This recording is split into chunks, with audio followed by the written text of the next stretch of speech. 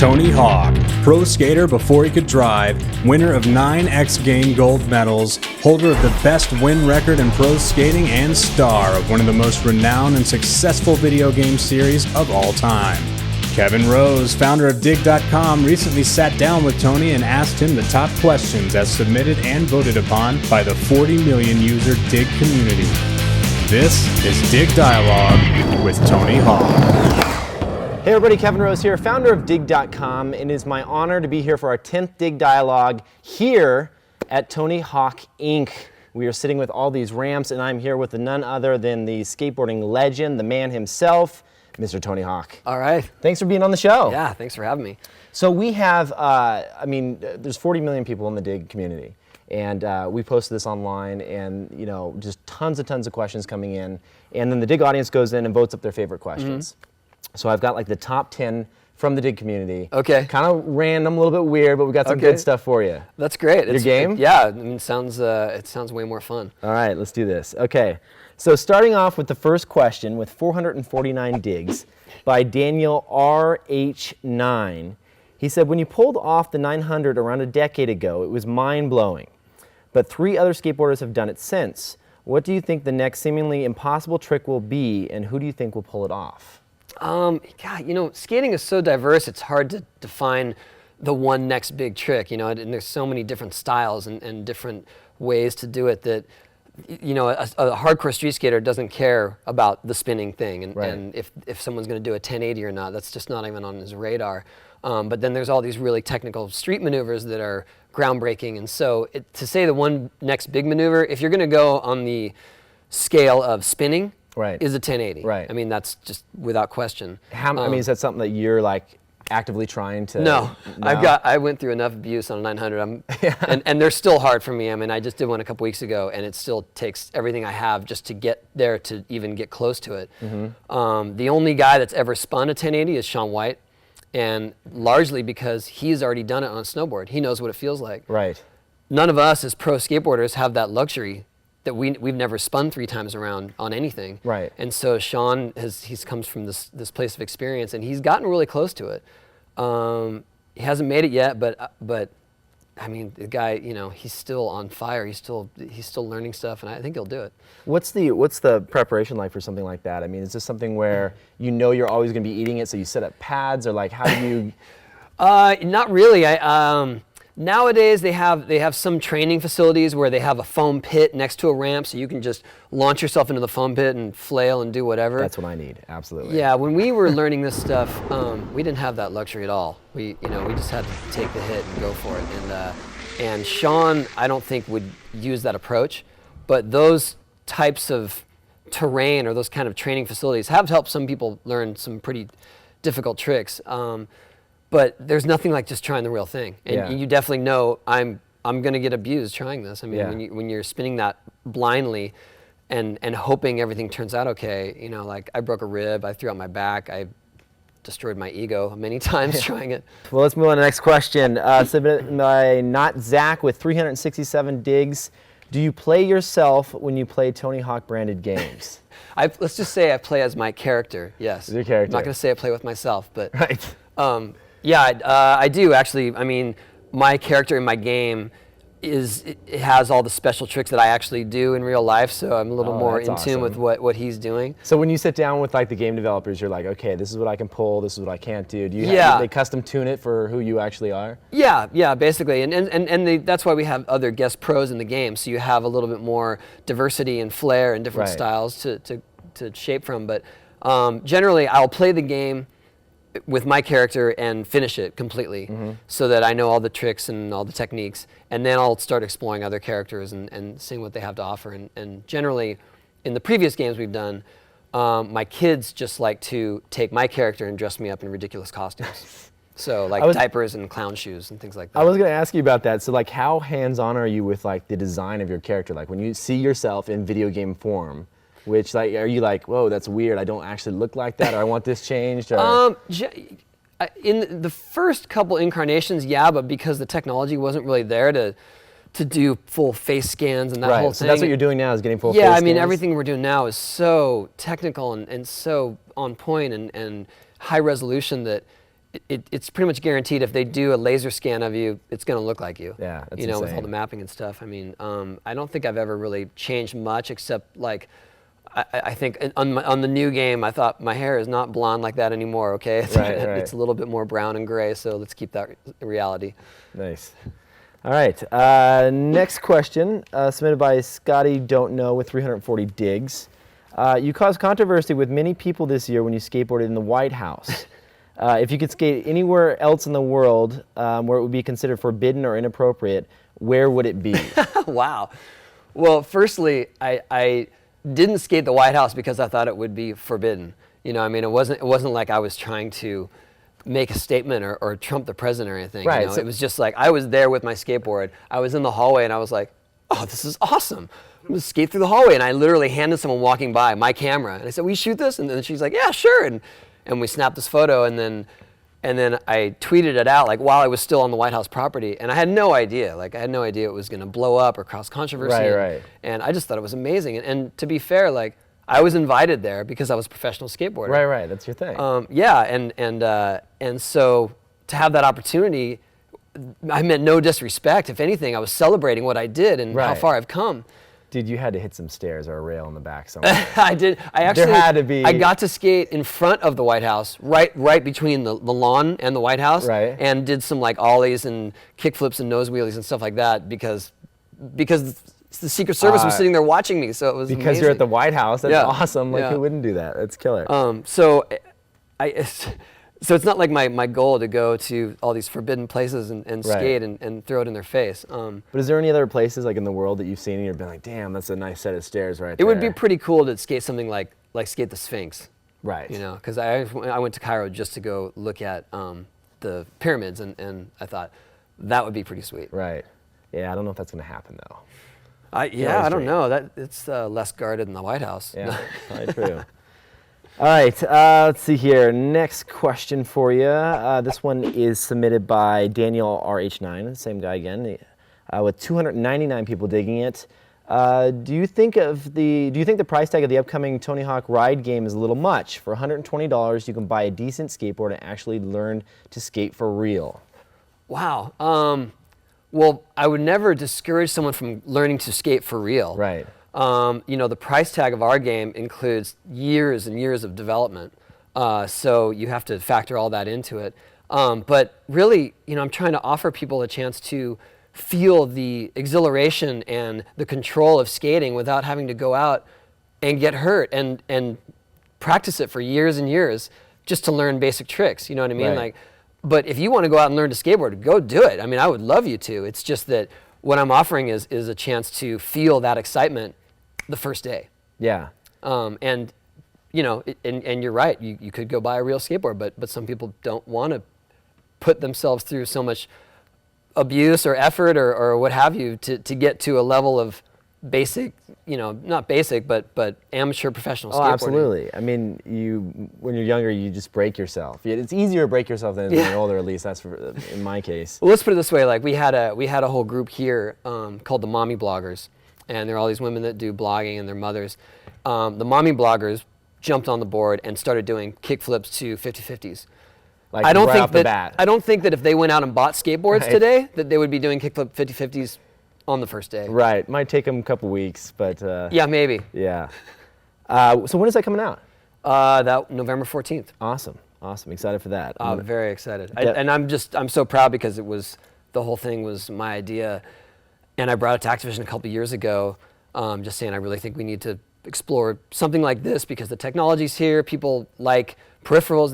Guitar Hero is successful, and they're not afraid to buy something that's not just a joystick game, and they got excited about it and put this team Robomoto in Chicago on the case, and they made it 10 times better than I ever imagined that it could be. So I can't wait to share it with everyone. That's awesome. I'm excited to try it. Okay, next question. Submitted by In a Jeep with 251 digs. After Defying Physics, did you apologize? No, because I destroyed my body so much trying to, push the boundaries of physics that it got me back. Let's put it that way. Let's hear rundown injuries that you can recall. Like, what are some of the that I can hardcore recall? ones? Well, I've had about 15, 20 concussions, so I don't recall those as well as the other ones. But I knocked out my front teeth like 4 or 5 times, and I've had 2 knee surgeries on each knee, and broke my elbow here. I got a couple screws in it. And I mean, I just got off tour, so this is kind of what my knees are looking like after a tour. Damn. And then, you know, really, it's all about your board hitting your shins all the time. Shit. So that's kind of. So do I really have to apologize? Yeah, probably to not. Gravity for that? Gravity got me back. Yeah. Next question number 6 by Allison Wanback with 239 digs. I see you linked to Digg Stories on your Twitter account. Are you a hardcore Digg user, and what other websites are you into? I'm not a hardcore Digg user because I'm afraid people will find me.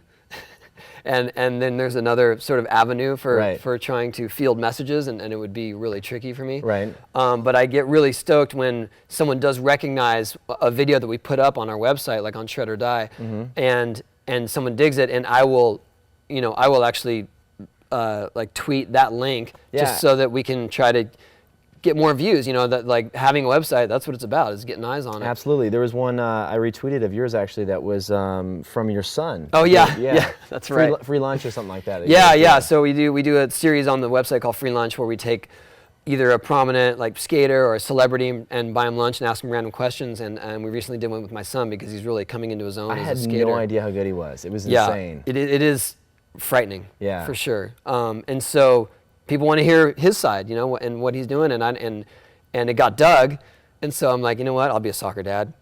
That's awesome. Here we go. Submit the link. Yeah, let's dig it up. Sweet. And other websites too. Oh, other websites. A lot of like the skate websites, and I like humor, so I'm a big fan of The Onion. Onion's awesome. In fact, The Onion is my homepage. That's a good staple. On Safari. Absolutely. And Safari, so Mac user? Yeah. Oh, awesome. Yeah. Fully. Since day one. Really? Yeah. Nice. Yes, I find it's a lot less buggy than the Windows. Yeah. Especially for what we do, you know, in our world of skating and in video, and it's the standard. Everyone's using it, and you know, if you try to come in with something else, it's like, oh man, I gotta transfer that, and I gotta export it, and everyone's just on Macs. I can imagine all your designers work like on Macs and like designing new decks and things like that. Yeah. But what we do, a lot of it is so video oriented. That's what it's all about. Yeah, absolutely. Next question, number 7 by Daniel HR9 with 230 digs. Do you think that skateboarding will ever become an Olympic sport? I think it has all the makings of an Olympic sport, and yeah, I think that's very likely. I feel like in the state of the Olympics, and when you look at the excitement of, say, the X Games or the Dew Tour or stuff like that, they'd be crazy not to put skateboarding in the Olympics. You know, it's vastly more popular with the youth than most Olympic sports, and it has this cool factor that they just don't really get, or they don't have already in the Olympics. Right. And some of the skate industry has been mobilizing lately to be in a position that they're ready if it does happen. Because there's all these hoops and things you have to jump through to be recognized by the IOC and be recognized as a governing organization. And the skate industry has been really proactive in establishing an organization that will do that when the time comes. And so I could see it. I don't know how soon it'll happen. I doubt it'll happen in London, but maybe next time. If it does, are you competing? Let's see. When London comes around. No. That means by the time the skating might be in the Olympics, I'll be close to 50. Probably not. You could judge though. Sure. I don't know, man. The judges, they get tortured in those things. They do. They get pretty ripped apart. I will be happy to be in the stands and cheering for all my friends. Probably your son skating. Yeah. That'll be awesome. All right. Next question by Eminem Dr. Dre 00 with 226 digs. Have you played EA Skate, and if so, what'd you think of it? I played it a little bit. I thought it was a unique approach to a skate game. You know, I thought it was cool that someone took the initiative to actually make a new control scheme, because, you know, we had our control scheme since 1999, and a lot of people tried to copy it, but no one came up with something original. And they finally came up with something original, and it was cool. I think it's just amazing that skating is a genre of video games. Yeah, absolutely. You know, I remember like Skate or Die was the big one that I was playing. Like, oh yeah, the arcade game. I bought a Commodore 64 just so I could play Skate or Die. That's awesome.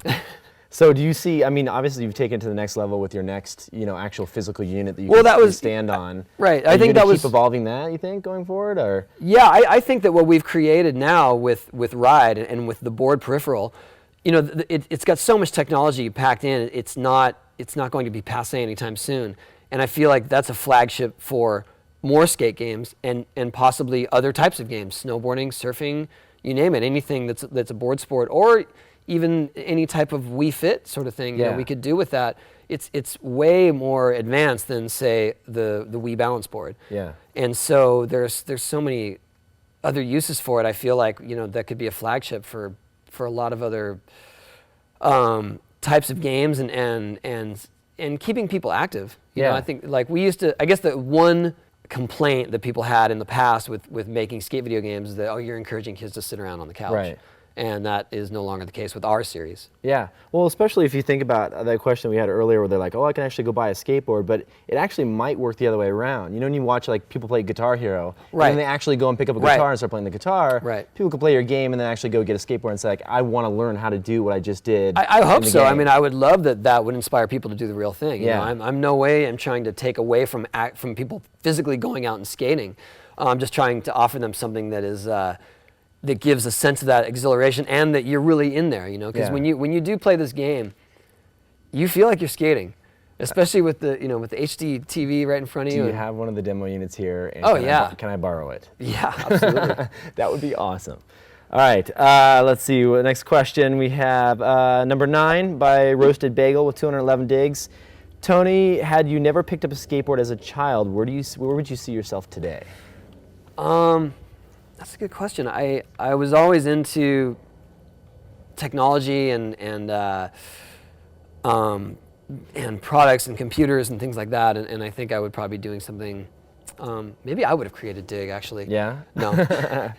Probably doing something that's more behind the scenes, like doing video projects and I think I'd be active regardless. I actually gave up violin to start skating, and so maybe I would be playing music. Yeah. I did try to pick it up recently, and I realized that you can't just jump back into violin after 20 years. It doesn't work. You were playing that in like high school, or what was it? I was playing it actually in elementary school. Elementary school. Yeah. Okay. So it's been a long time, and my music teacher was very disappointed that I chose to quit and start skating because skating just didn't. There was no career or future in it at the time. Yeah. But I loved it too much. That actually leads right into our next question about the profession, submitted by Default Net with 183 digs. Did you make more money from professional skateboarding or from the video game industry? Video games, for sure. And can you make a decent amount of money as a pro skater? I mean, is that like a profession now? Yeah, it is for sure. It's a viable profession. I mean, if you're willing to work at it and really get yourself out there and either, there's a few different, the great thing about skating is it's so diverse now that there are a few different ways you can make a career at it. You can be a full competition skater and just follow that series, and the prize money's decent, but it's a lifestyle unto itself. Mm-hmm. You gotta be traveling 9-10 months out of the year and trying to keep your rankings up. Or you could be more of a sort of what I would call a video skater, someone that just focuses on making really good video parts and gets coverage in magazines, shooting photos, and as long as you're out there working it and your stuff is innovative, you'll be recognized for it. Mm-hmm. It's absolutely, it's a career. The great thing about skating as a career is there are many careers in the skate industry as well for people who do love skating but maybe aren't going to pursue it professionally. Right. You could be a video guy, you could be a team manager, an art director, it's just great that we've come that far. Yeah. That it's an industry. I was curious about that when I used to watch skate videos, growing up, it was like they would clearly not have the rights for the music that they'd be playing. Oh yeah. It was like it was total hacked together. Yeah. So that's changed quite a bit. I mean, is it because are there just more people buying them now? It sounds like it's a legit industry and where they can actually make money as a pro skater by being in this video. Yeah. Is it like you get a portion of the DVD sales? Is that typically how it works? Is this professional No, skater? the idea of making team videos, well, especially now with you know the proliferation of internet and YouTube, and it's like if you're going to try to make a skate company DVD that you think you're going to make money on, forget it. It's strictly promotion. Yeah. And you want to get your team and your name and your company out there in the public eye, and if it really is cutting edge, they're going to buy that product because they enjoy it. Right. So the idea of making skate videos for money doesn't exist anymore. It never was a big money making aspect too. I think even like the days of PAL videos and Search for Animal Chin, it was more about promoting the riders and the product, and definitely we benefited from that because you know all of a sudden skateboard sales went through the roof for the guys that were in that video. Right. And that the same holds true now with guys getting in prominent videos, having cutting edge skate footage. Kids love it, and they want to buy stuff with their name on it. Right. So they would work with a brand like yours, become a sponsored skater under that brand, and then that's how they just go That's from there. basically. I mean, it's about endorsements with companies. It's about product royalties, and you know, maybe like commercial opportunities and things like that. Yeah. If you want to make a living at it. Yeah. Cool. Well, that is all the questions I have for you today. Tony, thanks so much for being on the show. Thank you for having me. Really appreciate it. We are all big fans of yours at Digg. Thank you. And yeah, will you teach me how to skate on your half pipe? Yeah, sure. A little bit subtle.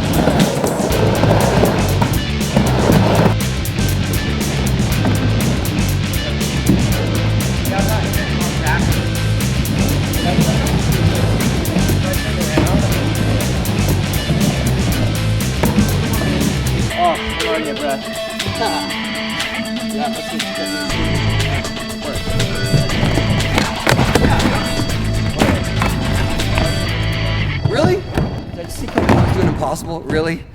Wow. Oh